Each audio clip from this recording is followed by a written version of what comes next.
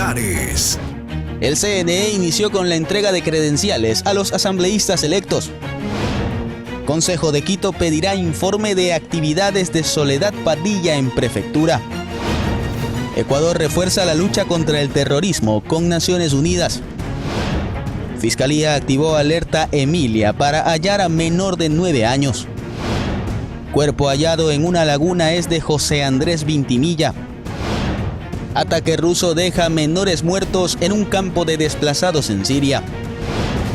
Y en los deportes, volvió la UEFA Champions League y tendremos los goles de los partidos más importantes de la jornada.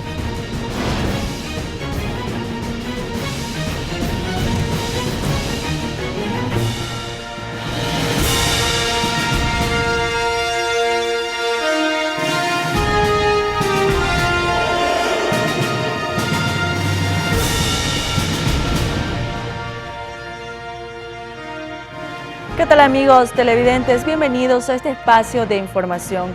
Luego de cumplir agenda en Europa, el presidente electo Daniel Noboa informó que consiguió el apoyo del gobierno español para impulsar la exención de la visa Schengen. Empezamos con el desarrollo de los temas.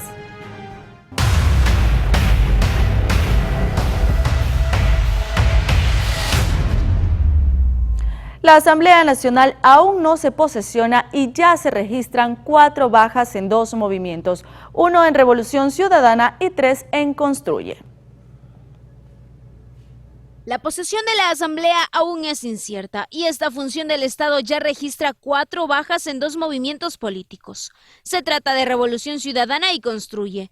En el correísmo fue el asambleísta reelecto Ferdinand Álvarez, quien públicamente presentó su desafiliación y renuncia voluntaria tras un problema a la interna del movimiento con el ex vicepresidente Jorge Glass, en la que se revelaron unos audios que involucran a la ex asesora de Glass, Soledad Padilla, quien es pareja de Álvarez. Recordemos que en la disuelta asamblea, Álvarez era el presidente de la Comisión de Participación Ciudadana, desde donde se interpelaba a los ministros del actual gobierno. Sin embargo, con su salida a la bancada queda con 51 legisladores. Del Consejo de Administración Legislativa CAL, de las autoridades al frente de la Asamblea, es un anhelo lógico y, siendo la bancada más numerosa, doblemente lógico. Sin embargo, ya en otras ocasiones, como en el 2021, para lograr las condiciones de gobernabilidad al interior de las fuerzas que integraban el Pleno de la Asamblea, se replanteó y se acordaron otros nombres. Acá no estoy yo a cargo de esas conversaciones, eso se hace a nivel de Buró Nacional y Directiva Nacional, pero sería muy lógico ese anhelo. Mientras que en el caso de Construye, los 3 asambleístas que abandonaron dicho bloque son Adriana García, legisladora nacional, John Polanco, representante de Esmeraldas, y María Fernanda Jiménez del Guayas. Según la asambleísta Adriana García, ellos pertenecen a Gente Buena, movimiento que se alió con Construye, y al parecer estarían en conversaciones con Sociedad Patriótica y la alianza Actuemos para estructurar una bancada, por lo que Construye podría terminar con 26 integrantes y no con 29, que fue lo que obtuvo en las últimas elecciones. Anaí Vélez, Noticias Soromar. Mientras tanto, el Consejo Nacional Electoral inició con la entrega de credenciales a los asambleístas electos de Azuay, Esmeraldas, Los Ríos, Galápagos, Sucumbíos, Napo, Orellana, Pastaza, Morona, Santiago, Zamora, Chinchipe e Imbabura. Son 116 legisladores de provincias los que recibirán sus documentos en el transcurso de esta semana, mientras que el 13 de noviembre recibirán los asambleístas por Pichincha, los nacionales y los del exterior, con los que se completan los 137 legisladores. Y en la provincia de Azuay, los 5 asambleístas electos recibieron sus credenciales por parte del Consejo Nacional Electoral y ofrecieron trabajar sin banderas políticas. El 20 de agosto de 2023 fueron elegidos y este martes 24 de octubre, Leonardo Berresueta, Mabel Méndez, Adrián Castro, Diego Matovelle y Sofía Sánchez recibieron sus credenciales. Son los 5 asambleístas de la Azuay, cada uno con su legislador alterno, quienes una vez más manifestaron su deseo de trabajar por las necesidades de la provincia. Como la seguridad, la descentralización, la vialidad, entre otras. Seguramente cada movimiento o partido al que nos debemos tendrán posiciones diversas en temas nacionales, pero cuando de la SUAY se trate, esas diferencias simplemente no existen. Adrián Castro, por ejemplo, no descarta la posibilidad de integrar una de las comisiones legislativas. No puede ser posible que se nos roben la plata descaradamente en este país cuando hay cosas que están pasando alrededor y que se necesitan urgentemente la atención de la gente, como por ejemplo esa deuda enorme con la gente de Marianza. Les ofrecieron 7 viviendas, nada de eso ha ocurrido. Para lograrlo destacaron la palabra unidad, la que aplicarían durante su periodo como asambleístas, en favor de la SUAY, en favor del país. Creo que el país no puede quedarse empantanado en los escándalos y el país tampoco puede quedarse simplemente en una oposición al gobierno de turno por oponerse. Que obviamente estaremos vigilantes de que se cumplan las propuestas de campaña, pero empujaremos las propuestas económicas y macroeconómicas. De ahí que aspiran a reuniones con Daniel Noboa, presidente electo. Para poder tener delinear una agenda política, agenda legislativa mínima. Ofrecimientos en medio de los desafíos que tuvo que afrontar el Consejo Nacional Electoral al tratarse de unas elecciones anticipadas, tras un decreto de muerte cruzada en mayo de 2023. Por otra parte, el Frente Unitario de Trabajadores asegura que el salario básico unificado debería incrementarse en $100 más para 2024. Pero mientras esto se analiza, el ministro de Trabajo informó que se espera que hasta finales de noviembre los gremios lleguen a un acuerdo. El alza salarial para 2024 es un tema que aún continúa en análisis de empleadores y trabajadores. El incremento de $100. Primero para que se cumpla lo que se ofreció tanto el que se va como el entrante, porque el que se va dijo de que va a incrementar el sueldos y no lo ha hecho, o no le atrasó el tiempo, por obvias razones. Segundo, el entrante dijo que vas a incrementar a 550, entonces cumpliendo lo que hemos planteado, una política de exigencia, cumpla con incrementar en el 2024. Por su parte, el ministro de Trabajo espera que lleguen a un acuerdo lo más pronto posible. Luego de que en las próximas semanas reciban los insumos del Banco Central del Ecuador, los insumos del Ministerio de Economía y Finanzas y también del Instituto Nacional de Estadísticas y Censos. Con eso arrancamos el próximo 1 de noviembre, que me parece que es martes, con las 3 o 4 reuniones subsecuentes que deben haber hasta el 30 de noviembre. Por otra parte, los dirigentes también le pidieron al presidente electo Daniel Noboa que cumpla con las promesas de campaña. Y antes, realmente sin ninguna restricción, que entren a ser parte de las universidades. Tienen que hacer un acuerdo con las universidades y esperamos que cierto cumpla eso, que entren a las universidades. Y 2, él ofreció para nuestros hermanos, padres, familiares, tíos, jubilados, ofreció pagarles un básico. Le decimos al gobierno del señor Noboa, muy bien, pero pongan el 40%. Se espera que los tiempos legales le alcancen al gobierno de Guillermo Lasso para definir el sueldo del 2024. Anaí Vélez, Noticias Soromar. Y el presidente electo Daniel Noboa ratificó que uno de los temas que incluiría en la consulta popular sería reformar el rol de las Fuerzas Armadas. Más detalles en el siguiente informe. La consulta popular parece ser un hecho, al menos así lo reflejó el comunicado difundido por el equipo de comunicación del presidente electo Daniel Noboa, luego de su reunión en Roma, Italia, con Antonella Cavallari, secretaria general del Instituto Italo-Latinoamericano, para hablar de temas referentes a la materia de seguridad. El comunicado indica que de manera complementaria al plan de seguridad Fénix anunciado en campaña, se propondrá en la consulta popular que se reforme el rol de las Fuerzas Armadas, para dar garantías a sus miembros en el combate contra la delincuencia. El abogado constitucionalista Jorge Peñafiel sostiene que este no es un tema de cosecha exclusiva del presidente Noboa, ya que esta fue una propuesta presentada en el gobierno del presidente saliente Guillermo Lasso, que tiene como sustento un informe de la Comisión Ocasional de Enmiendas para el segundo debate, que en la anterior asamblea no se alcanzó a votar. No es que esta es sería una nueva iniciativa. Esto ya está en marcha desde principios de este año 2023. básicamente es la reforma al artículo 158, en donde a criterio del presidente Lasso, en ese momento, era presentar esta reforma como enmienda constitucional y evitar de esa manera que se obtenga el pronunciamiento de la Corte Constitucional, algo que en este momento definitivamente ya no se puede hacer y se tiene que someter a votación de la ciudadanía en un referéndum. Y agrega que el apoyo complementario de las Fuerzas Armadas a la Policía Nacional se dará bajo un escenario concreto. Específicamente el crimen organizado, es decir, no podrá hacerse para cualquier tipo de crímenes, ¿no? Primero. Y segundo, el otro elemento importante es que será de manera excepcional. Peñafiel aclara que la consulta popular, en este caso, es el mecanismo suficiente para realizar este cambio en el rol de las Fuerzas Armadas y agrega que no es necesaria una asamblea constituyente.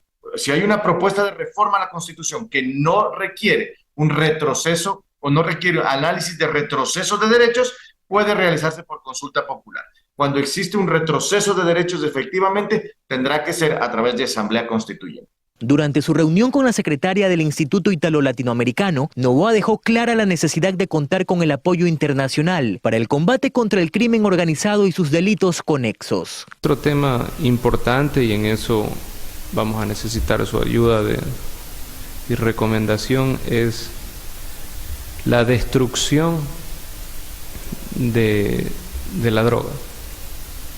Sistemas que funcionen, porque hoy en día en el Ecuador no funciona. El analista en seguridad Christopher Gallegos reconoce que la lucha contra el crimen organizado transnacional requiere necesariamente de cooperación internacional. Entonces el problema es complicadísimo, no pasa solo por dotar de insumos a las fuerzas del orden, ¿no? Hay que sentarse en la mesa de trabajo con diversos actores de la sociedad civil y sobre todo con diversos presidentes de otros países vecinos. Se espera que la consulta popular planteada por el presidente electo Daniel Noboa se ejecute entre el mes de marzo y abril de 2024, es decir, durante los primeros 100 días de su gobierno. El alcalde de Quito, Pavel Muñoz, solicitó al secretario del Consejo Provincial de Pichincha un informe que explique las actividades y funciones que realizaba Soledad Padilla cuando fue funcionaria de la prefectura y el tipo de relación con la institución. Esto se da tras la polémica que involucra a la Revolución Ciudadana por el caso del ex vicepresidente Jorge Glass y su ex asistente personal Padilla. Incorporar en el orden del día de la siguiente sesión ordinaria del Consejo Provincial un informe del director administrativo y talento humano del GAD Provincial de Pichincha, en el que se expliquen las actividades y funciones que realizaba la señora Soledad Beatriz Padilla Morán en su calidad de exfuncionaria de esa entidad. Número 2, que se envíe a la Comisión de Fiscalización del Consejo Provincial lo siguiente. Los documentos que expongan el tipo de relación laboral que tuvo la mencionada exfuncionaria durante el periodo comprendido entre el 5 de noviembre del 2019 y el 31 de agosto del 2023 y las actividades que realizó. B, el registro de asistencias y demás documentos que permitan verificar el cumplimiento de sus funciones. C, los documentos que respalden el ejercicio de sus funciones en el literal A. Y recuerden, amigos televidentes, que pueden reprisar esta y otras emisiones informativas a través de nuestro sitio web www.oromartv.com. Así que no lo piense más y síganos ahora. Por el momento nos vamos a una pausa, enseguida volvemos con más noticias.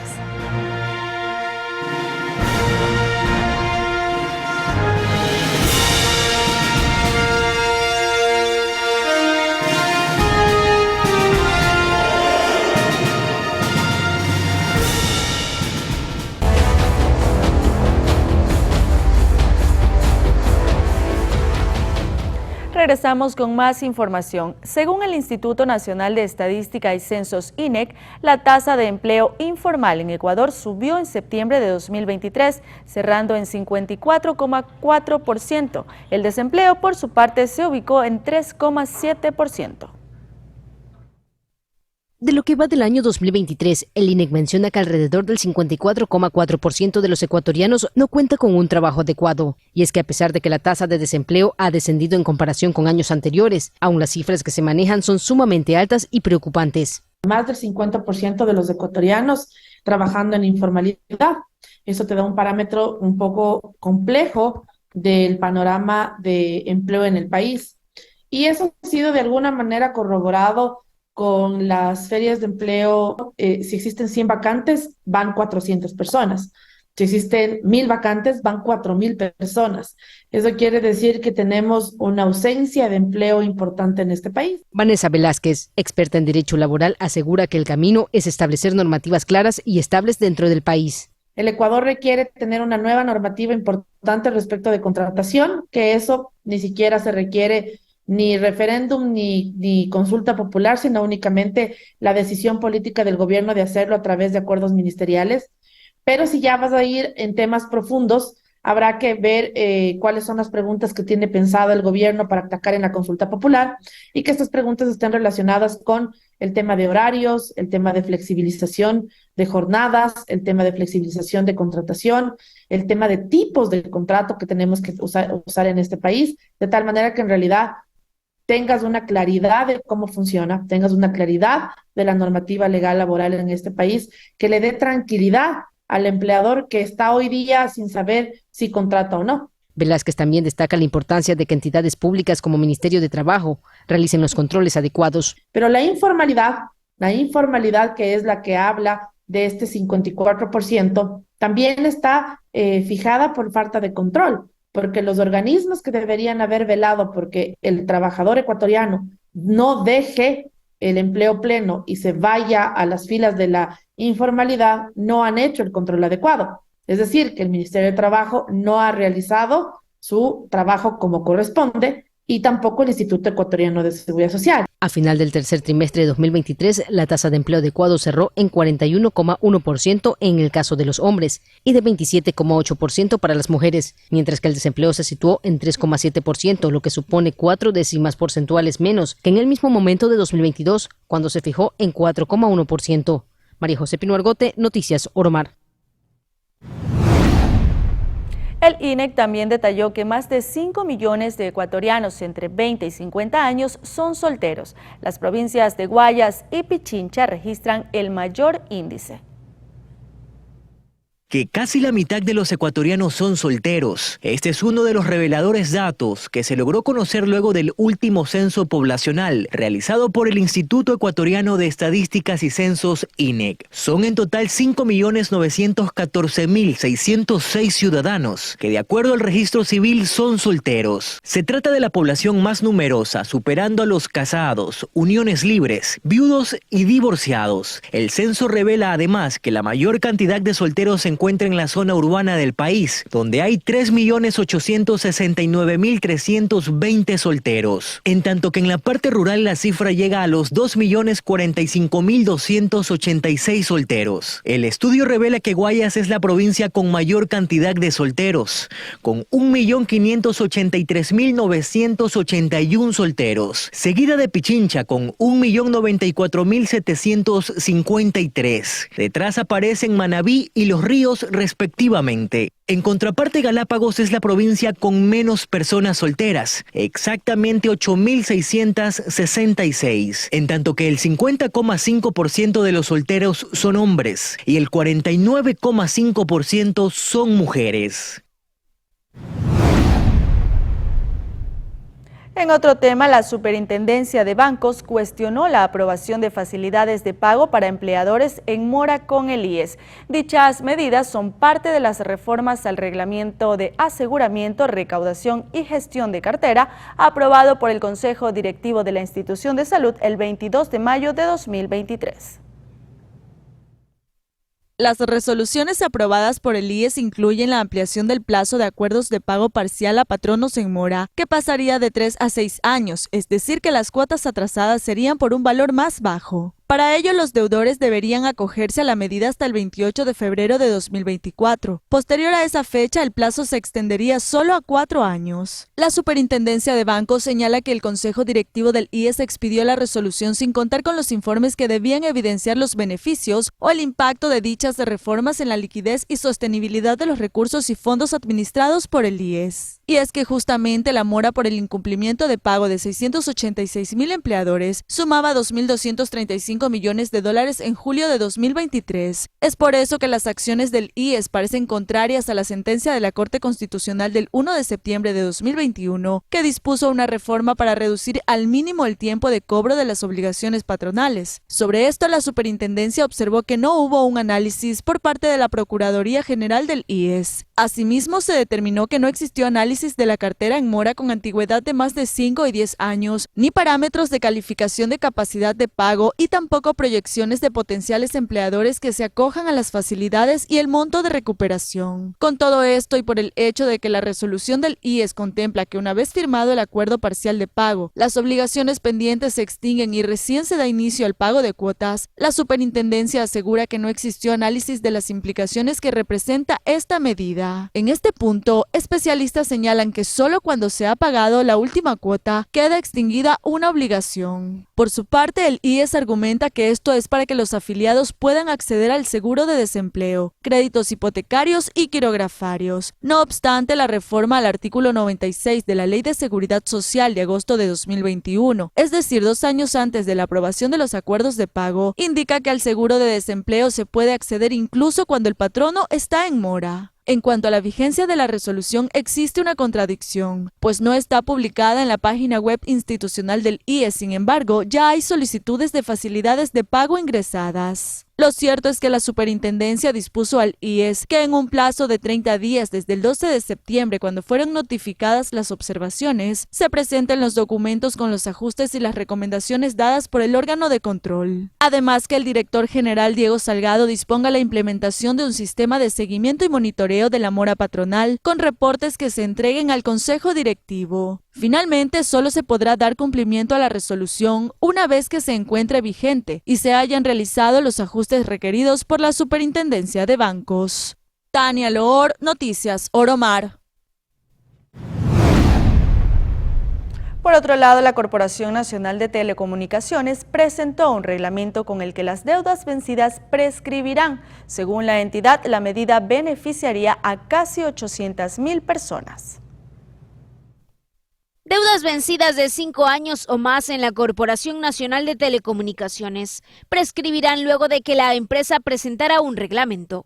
Según la gerente de CNT, el 40% de las deudas de más de 5 años de antigüedad provienen desde que la empresa absorbió Andinatel, Pacifictel y Alegro. No es un trámite que necesite abogado, es un trámite que necesitamos simplemente llenar los datos del deudor, su número de cédula y el monto de la deuda que nos den o que tengamos. Firma y eso es todo. Entonces, reitero, es un trámite absolutamente gratuito, se lo puede hacer de forma personal, se lo va a poder hacer muy pronto en línea y no se necesita contratar un abogado. Las personas podrán acudir a las oficinas con un formulario que tendrán que llenar, donde se detallan los datos de la persona que hace la petición junto al valor que adeuda. Este beneficio aplica solo para personas naturales o sus representantes, por ejemplo, herederos de excluyentes que ya hayan fallecido, mientras que quienes están en un proceso judicial de cobro vía coactiva no pueden acogerse a la medida. La institución tendrá 30 días para responder la prescripción de la deuda, que se calcula que en total prescriban cerca de 95 millones de dólares. Anaí Vélez, Noticias Oromar.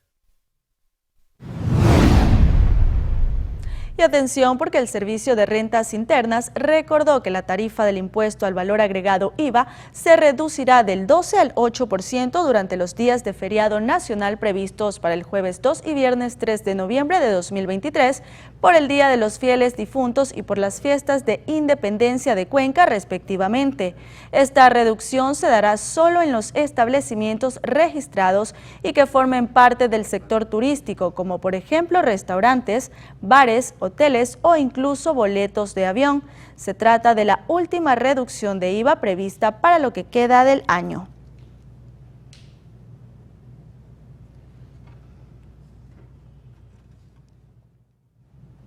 Esta mañana el presidente Guillermo Lasso inauguró en Quito el 10º Centro Violeta a beneficio de mujeres que han sufrido violencia. Estos establecimientos son una iniciativa del gobierno en conjunto con el Ministerio de las Mujeres y Derechos para brindar ayuda psicológica, legal y humanitaria. El presidente recalcó que antes de su salida dejará inaugurados 13 de estos centros en todo el territorio nacional y asignó un presupuesto para construir 24 centros más, uno por cada provincia.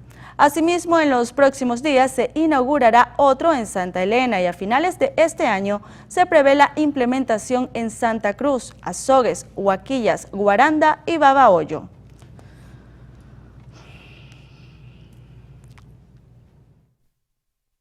No se justifica por ningún medio la violencia verbal contra una mujer, la violencia psicológica contra una mujer y peor aún, la violencia física contra una mujer. Estos centros violetas están dedicados para ustedes, para que reciban asistencia social, psicológica, legal. Adicionalmente, hemos inaugurado, o damos por inaugurado, ministra, el edificio del Ministerio de la Mujer y Derechos Humanos. En el Palacio de Carondelet, el presidente Guillermo Lasso se reunió con Natalia Herman, directora ejecutiva contra el terrorismo en las Naciones Unidas. En este encuentro se abordó la situación actual de inseguridad que atraviesa el país con el objetivo de buscar cooperación y asistencia técnica de organismos especializados. Lasso reafirmó el compromiso de Ecuador en la lucha contra el terrorismo y la delincuencia transnacional. Esta decisión se enmarca en la creciente amenaza de grupos delictivos organizados que aplican tácticas terroristas para consolidar su poder y control territorial. La reunión de trabajo concluyó con el acuerdo del comité de llevar a cabo un análisis detallado de la situación actual en Ecuador, considerando las buenas prácticas aplicadas en el país como referencia para otras naciones de la región.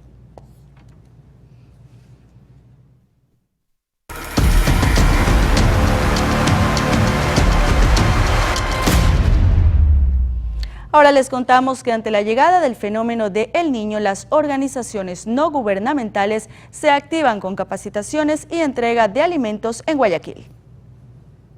Ante la llegada del fenómeno del Niño al país, varias organizaciones no gubernamentales que trabajan en Guayaquil coordinan de cerca con la comunidad las acciones que implementarán en caso de afectaciones por el evento climático. Sin embargo, el Cabildo porteño ha identificado en Guayaquil 16 zonas con mayor riesgo ante este fenómeno.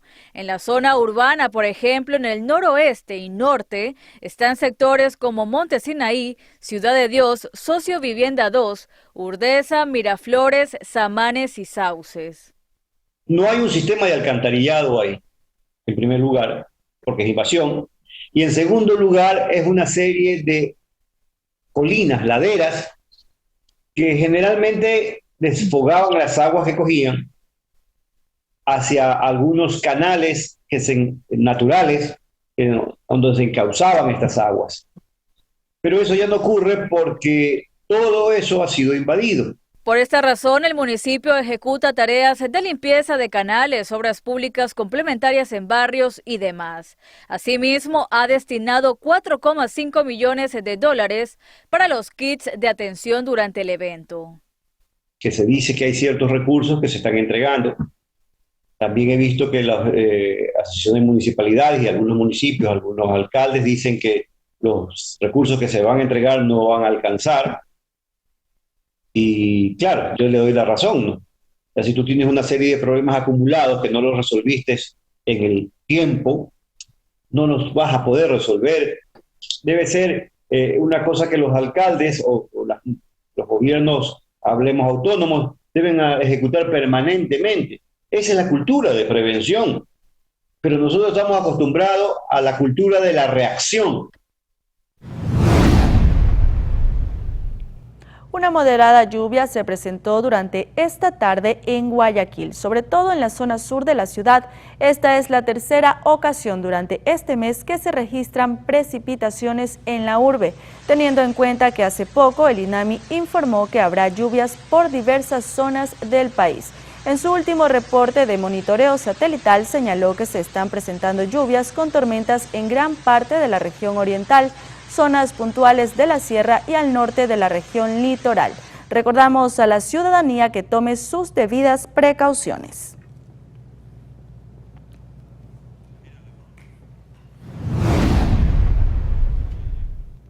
El municipio de San Borondón organizó una feria en la que participaron 13 universidades, entre públicas y privadas, para que los próximos bachilleres reciban la información adecuada para estudiar. Los destinatarios son estudiantes que están a punto de terminar el bachillerato en colegios de San Borondón. Algunas de las instituciones tienen convenio con el Cabildo de ese cantón y ofrecen a los estudiantes algunas alternativas académicas. La orientación que le está dando la alcaldía para que no solo postulen a universidades públicas, que son muy buenas, y también porque hay universidades y tecnológicos que se puedan realizar y puedan estar presentes en estas universidades particulares. Generalmente uno se encuentra que los estudiantes, cuando están a nivel de bachillerato, no tienen una clara orientación o no tienen un amplio conocimiento de cuáles son las oportunidades académicas que tienen a nivel de instituciones. Entonces, este tipo de eventos les ayuda definitivamente a encontrarse de manera más rápida y a identificar cuál es la carrera que desean abordar. Son 13 instituciones entre públicas y privadas las que muestran su oferta académica, además de brindar orientación y asesoría para que los jóvenes elijan la carrera correcta. Bueno, excelente, ya que nos ayuda mucho a saber de muchas universidades, a saber qué carreras nos vamos a especializar y también a saber qué universidades se nos hace más interesante en esta vez. Padres de familia y estudiantes continúan mostrando interés debido a que algunas universidades han establecido convenios con la alcaldía de San Borondón para la entrega de becas. A ello pueden aplicar todos quienes están a punto de convertirse en bachilleres. Cristian Arias, Noticias Oromar. Seguimos en Guayaquil, donde se lleva a cabo la denominada Aqua Expo 2023, organizada por la Cámara de Acuacultura y a la que acuden expositores de diferentes partes del mundo. Son más de 200 empresas participantes, entre ellas unas 160 nacionales y más de 40 internacionales, las que exponen sus innovaciones en el Aqua Expo 2023 con sede en Guayaquil. Destacada participación de la industria mexicana con una cosechadora de camarón capaz de reducir tiempos y bajar significativamente los costos de producción. Es muy gratificante para nosotros ver que el primer día ha sido todo un éxito. Ya tenemos más de 5.000 visitantes y no hemos pasado más allá del mediodía. Aquí las personas podrán ver las innovaciones y de los productos y servicios que ofrece cada una de las empresas. Expositores de México, Estados Unidos, Brasil y hasta de la India han llegado a la cita, cuyo principal objetivo en este año es incrementar la oferta de bienes y servicios para el acuacultor. La cosecha directamente al BINS. Estamos junto con nuestro equipo de asesoramiento para que puedan producir, puedan cosechar el camarón vivo, logrando un valor agregado mayor para un precio mayor en el mercado, ¿no?, de este producto. Entonces, traemos varias mejoras que van ayudando a todo eso. Son proyectos innovadores 2023, como es el sistema de automatización de pelado y desvenado de los camarones, la máquina que podemos observar. También tenemos la codificación directamente sobre las cajas y las fundas de camarón, que es lo que más se mueve en el mundo camaronero. Para quienes desean conocer más sobre las novedades de la acuacultura, la muestra estará abierta hasta el 26 de octubre en el Centro de Convenciones de Guayaquil. Cristian Arias, Noticias Oromar. Momento de una nueva pausa comercial, pero enseguida volvemos para revisar algunos sucesos, así que no cambie de canal, ya volvemos.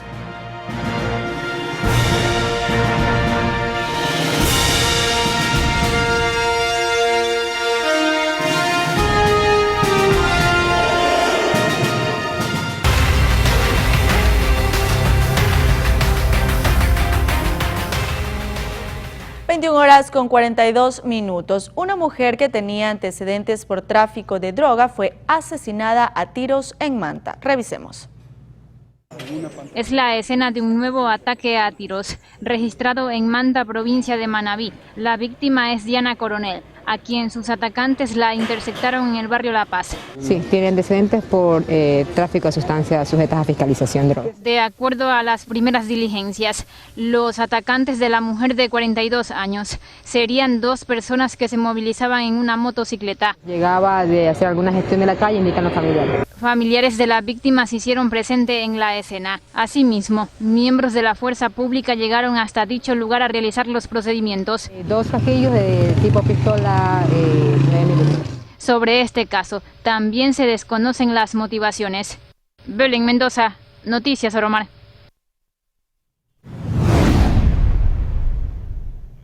Seguimos en la provincia de Manabí porque 4 personas fueron asesinadas a bala en Portoviejo y Manta. Aquí un resumen de los hechos. La ola criminal no para en la provincia de Manabí. Y es que este reciente lunes se registraron 4 muertes violentas, 2 de ellas en el cantón Manta y las otras 2 en Portoviejo. Eran aproximadamente las 11:30 de la mañana y en el barrio San Pedro de la ciudad de Manta, los moradores se alarmaron al escuchar las detonaciones de armas de fuego. En ese lugar, los sicarios arremetieron a bala en contra del chofer de un carro, el cual fue identificado como Rubén Augusto Delgado Ceballos, de 30 años de edad, y según la policía, este registraba 7 antecedentes penales. El mismo barrio San Pedro de Manta fue el escenario de la segunda muerte violenta, la que ocurrió aproximadamente a las 17:30, cuando los sicarios llegaron hasta una lavadora de vehículos y acabaron con la vida de Gerson Isaac Roque López, de 34 años de edad, de nacionalidad venezolana. Ha ingresado una persona con arma de fuego y va directamente contra él, posiblemente una retaliación. Eso es lo que se está buscando, conocer cuál fue la presunta circunstancia o el móvil que causó esta fatal desenlace en esta situación. ¿Él laboraba ahí o era administrador? ¿Qué se conoce? ¿Perdón? ¿Administrador o laboraba? Él laboraba aquí. Los otros 2 asesinatos ocurrieron en Portoviejo. El primero se suscitó en la ciudadela El Florón. Allí fue asesinado Anderson Domo Pilay, de 51 años de edad. La policía confirmó que Pilay tenía 5 antecedentes penales por diferentes delitos. En una escena, aparentemente una mecánica, una persona habría sido victimada por sujetos que se movilizaban en un vehículo, del cual se baja uno de ellos y le propina varios disparos a la víctima en este caso. Y inmediatamente fue trasladado por los familiares a la casa de salud más cercana. En el lugar ya se constató el deceso de esta persona. Bueno, de lo que se fijó con criminalística, aproximadamente 10 indicios balísticos en el lugar. Asimismo, según las entrevistas que se hizo con los galenos de turno, manifestaron que el cuerpo presentaba aproximadamente 3-4 impactos en el alrededor del cuerpo. Mientras que en horas de la noche en la ciudadela Miraflores de la parroquia Andrés Rivera fue acribillado a balas Javier Alejandro Mendoza Arévalo, de 23 años de edad. Aproximadamente 8:45 indicaron que había una persona, la misma que ha sido víctima de varios impactos de proyectil de arma de fuego. Al llegar al lugar de los hechos se pudo constatar de que se trata de un ciudadano de 23 años, el mismo que se encontraba al interior de su domicilio. 2 ciudadanos que se desconoce sus nombres, sus identificaciones. De igual manera proceden a realizar varios impactos en contra de la humanidad del hoyo Oxiso. 5 indicios balísticos, 9 milímetros del arma utilizada. Los agentes policiales están investigando todos estos hechos criminales. Según el registro estadístico de la Policía Nacional, en lo que va de este año en la provincia de Manabí, se han suscitado 720 muertes violentas, de las cuales 234 han ocurrido en Manta y 193 en Portoviejo. Willy Quinde, Noticias Oromar. La Fiscalía General del Estado emitió este 24 de octubre una nueva alerta Emilia, esto con la finalidad de encontrar a una niña de 9 años reportada como desaparecida en Quito. Se trata de la pequeña Génesis Maite Andrango Panamá, quien salió de su vivienda el pasado 21 de octubre, ubicada en el sector de Mena 2, sur de la capital, pero desde entonces no hay rastros de su paradero. La alerta Emilia es una estrategia creada para ayudar a encontrar capturar menores de edad reportados como desaparecidos. La menor vestía una camiseta color verde y un pantalón color rosado. Si usted tiene información, comuníquese al 911 o al 1-800 delito.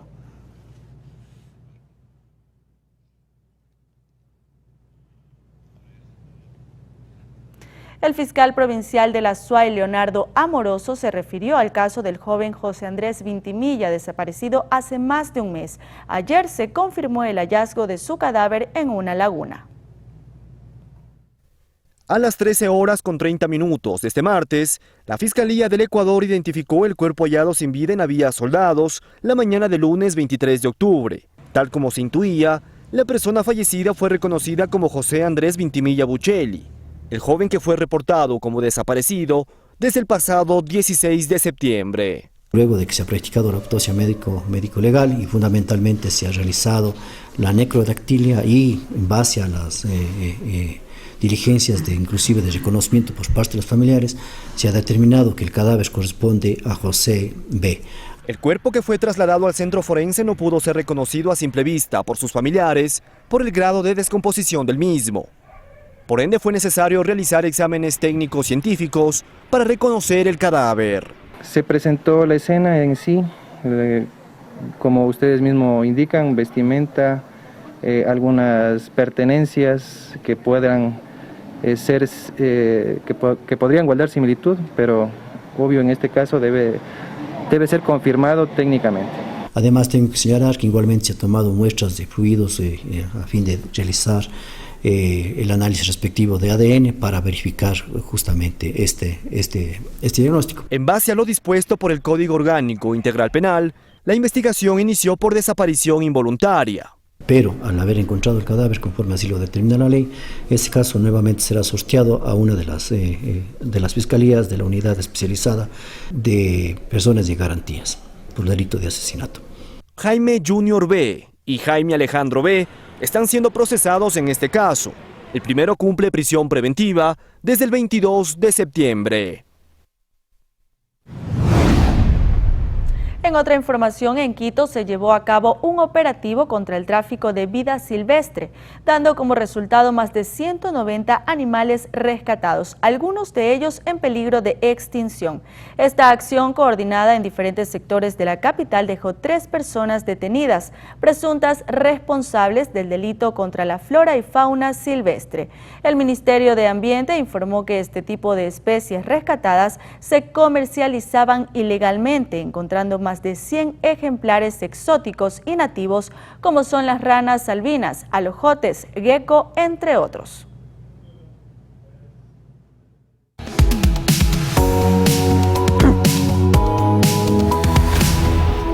En un mundo cada vez más digitalizado, las soluciones tecnológicas son fundamentales para incrementar la competitividad de las industrias, optimizar los costos, mejorar la productividad y la experiencia de los clientes. En este sentido, claro, empresas de telecomunicaciones y Cisco, compañía reconocida por sus plataformas de colaboración segura e innovadoras, se juntaron para presentar PBX Cloud, un servicio que descentraliza el trabajo de las oficinas, permitiendo que sea más efectivo con una experiencia óptima de voz y video, además de funciones de comunicación sin dependencia de teléfonos. Entre las funcionalidades de la solución constan llamadas totalmente integradas por Wi-Fi desde cualquier dispositivo, espacios de trabajo individuales y grupales, además de conferencias seguras con audio y video HD, su uso compartido en Internet y acceso de invitados.